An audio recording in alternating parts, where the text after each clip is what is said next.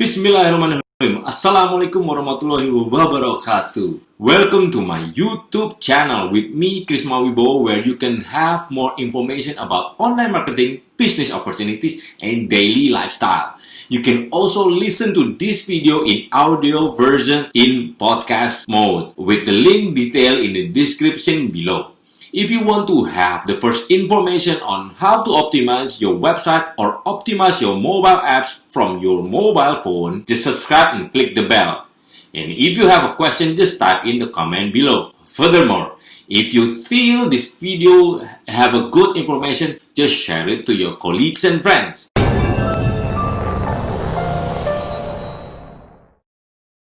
On this video, I want to share you on live stream with OBS on slow internet connection. Yes, you can still have a live stream with your invite guests using Zoom or Google Meet or Skype and have a nice audio and video quality. How I do it? Stay tuned. Okay, let's start. How do we live stream with the OBS on slow internet? Is usually what I do is something like this. What actually do you need? What do you need to live stream on OBS in slow internet? Is first you have already installed the OBS, which you can have it download first before you start doing the live stream. And you have to also check your internet speed prior live stream. Yes, you have to know what is your internet speed first. So you set it up in the OBS, you know what to do, and afterwards, then you setting up your OBS setting in the OBS because you already have the information about your internet speed. You invite your guests. I don't know, either you want to use a Zoom or you want to use Skype or you want to use Google Meet. But remember that once you invite your guests and let's have fun and enjoy the result. Yes, because live streaming is actually to gain or to adding up your watch hour in your YouTube channel. So it's good also to do that. Okay, you install OBS, you download the OBS. Where do you download? You download in obsproject.com/download. You can download there matched with your current computer. Either you're using Windows, you're using Mac, or using Linux. They also have a lot of OBS, and OBS is free. That's first thing foremost is OBS is free. So you can use it, you can have it free, no charge. Next, you have to check your internet speed before live stream. Why? Because once you live stream, you cannot adjust your setting in the OBS. And where I usually check my internet speed is in testmy.net or in speedtest.net or fast.com.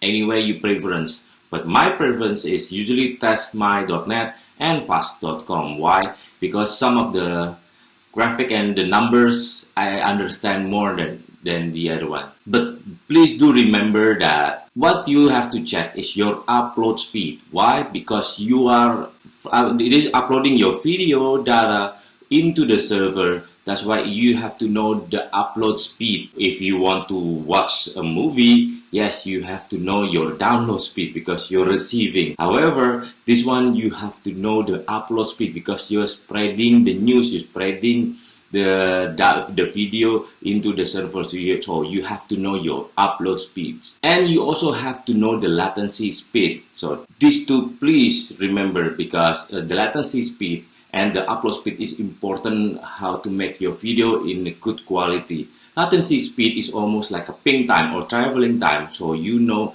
how much is traveling time from your computer to the server and go back to your computer. That's what latency speed means. Suggesting that you aim for 50 milliseconds. However, usually below 30 milliseconds is much better. Okay. And imagine this. Internet is almost like a cable, like you have to divide it between download speed and upload speed and latency in and latency out. It's all doing in a millisecond very fast. So that's why you have to know those information for your streaming setting setup. So internet cable, there's a download, upload, latency in, latency out, all like a millisecond is really fast. So you have to know this information so you can setting in your OBS. Then you setting up in OBS. What I usually do for the streaming, you put your stream key first in your for your favorite channel. Either you want to use Twitch or you want to use YouTube. I prefer YouTube. You have to know you put your key stream first. Rescale output for 540 is okay because most of the subscribers nowadays they usually see your video on their mobile phone. So okay, and the bitrate. This is the information, the most important thing. That the bitrate you have to know how much is your upload speed. Maybe 30% of your upload speed that you calculated and put you in your computer under setting. And the keyframe interval is put in 2, and CPU usage you put it on ultra fast. And replay buffer, maximum replay, because buffer usually whenever they have a slight internet speed, slower internet speed, and then once they get higher again. So internet speed is like this usually. There's never like constant. They usually like this. So once they have the lower, the buffer is helping you collect the data first before they're showing in their mobile phone. So use replay buffer. In the audio, you put it in mono because you're not creating a Hollywood movies, or put in mono because it actually is good also. Once they use using their mobile phone or using a headset, you cannot tell which is mono or stereo because we're only talking on short video clips. So in the video, your base video, maybe you can, the canvas is your computer canvas. However, the output scale is 540 also. So we have to match it between rescale output and the output scale.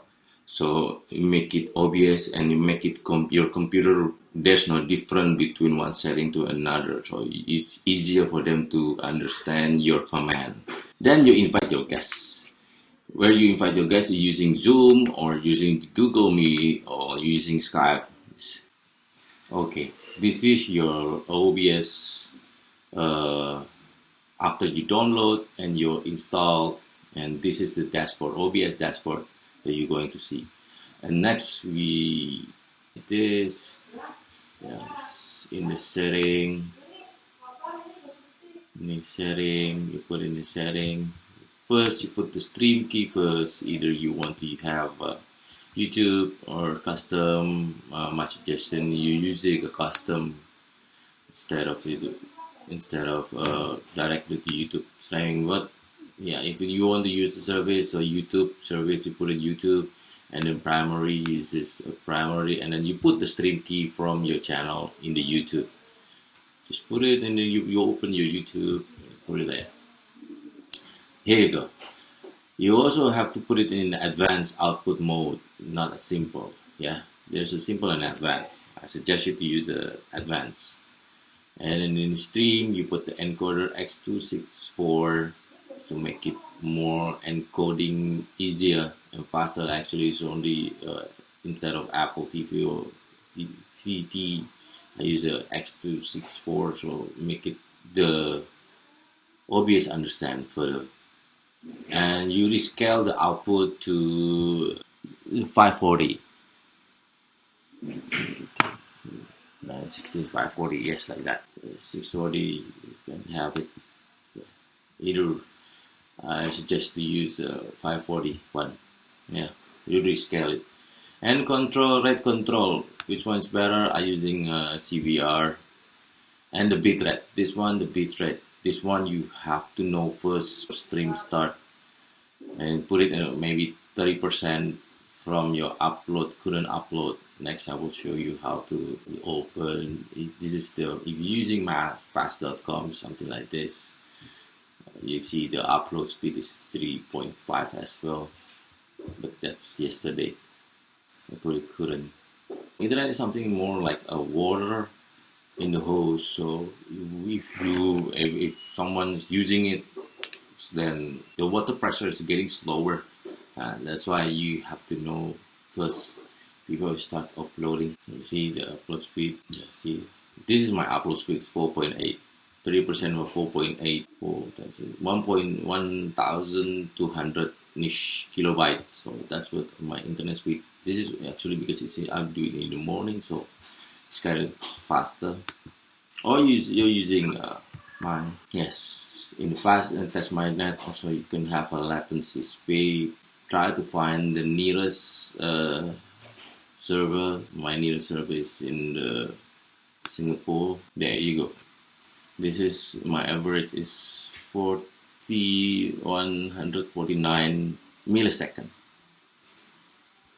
So make it second is around 15 second. Yeah. So I usually put the lowest is 800. This is okay. And frame is on 2. Put it on 2 because 0 is auto. You put it on 2. And the CPU usage is more faster, more higher is less CPU work. So you make sure that you don't create your CPU is too much work. So I make it ultra fast. And for the profile, I put it main, and I put it none. In recording, you can put whatever. In the track, I put it 64 because I want to make sure the computer less work. This one I'm saying about replay buffer. Replay buffer, you see my latency test is around 15 seconds. So I put 25 as a buffer, so it's okay. This one, the video base, this is the base kind of faster resolution this is what my computer and how will be look like if I rescale out. I suggest you to put the same as 540. Using a downscale filter, yes. I'm using a bicubic, not a line shows. FPS frame per second is 30. Oh yeah, this is about the audio also. You put the channel into a mono one. So mono, to make sure that instead of stereo, we don't create Hollywood movies. So make it a mono, it's okay. After that, you just okay. That's just it. Easy as that. And remember, when you invite your guests, how many guests that you invite, you have to know that if it's 1 or 2 or 3, you have to know the internet upload speed as well. So you can match it with the minimum that you guys have, you and your guests have. So you have the same upload speed and make it all will gather the information in your computer and it goes around to the cloud. So you have to know the how much speed is if all the participants have, which means you calculate it if it's 30% or 20% of your upload speed. So make it you calculate it first before you start streaming, because once you already stream, you cannot adjust the setting while you already stream out. So make sure you already calculated your streaming upload speed before you stream. I'm suggesting to you that you use Zoom and then you use Google Meet and then you use Skype. Why? Because Zoom is much more lenient to the upload speed data that they having. Not because I use Zoom. I use Zoom all the time. I use Zoom Pro. I'm not from Zoom. I don't affiliate with Zoom. However, Zoom is quite good if your guest is they using a mobile phone, not using computer or not using broadband internet speeds, which is more lenient to your guests, easier. So it will create less buffering or less lagging in the quality of your video. So remember that, because that's my suggestion, that's my tips and trick. So you have to know your guest's internet upload speed too. Okay, if you like this video, don't forget to share it and like. And if you have a comment, just put a comment below. And I hope you like and enjoy my YouTube channel with me, Chrisma Wibowo. Have a nice day.